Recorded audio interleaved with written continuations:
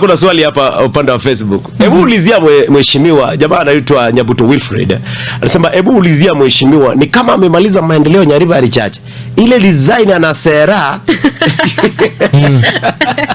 Yes. Amefungulia sana. Story ya maendeleo imeisha?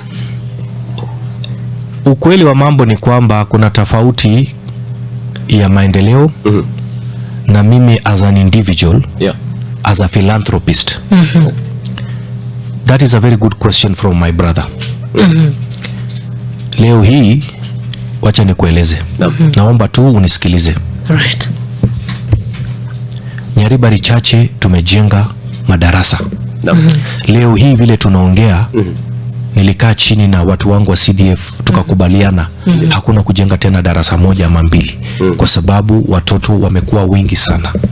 Leo hii tunajenga madarasa za gorofa katika constituency yetu. Hivi sasa tunajenga darasa 8 mpya pale Kari.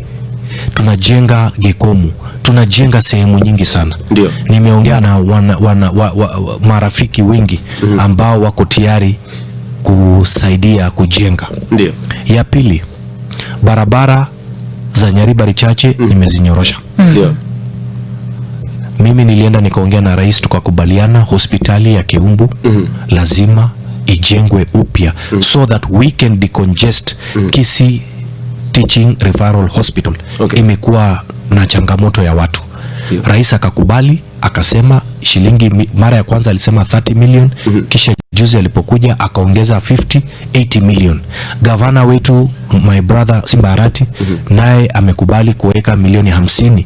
Kwa hivyo inakuwa milioni 130 kuhakikisha tumejenga hospitali mpya na kuipea new facelift ya Keumbu Hospital, iwe na maternity, iwe na madaktari, iwe na all the facilities. Right. Hiyo ni maendeleo. Leo hii vile tunaongea, serikali imetuwekea markets mpya. Ndio. Rais alipokuja hapa juzi alitangaza market Keumbu. Ndio. Akasema market ijengwe ya milioni 150. Nilipoenda State House nikaongea na rais, nikamwambia rais, tafadhali Keumbu imekuwa kubwa sana. Watu wamekuwa wengi.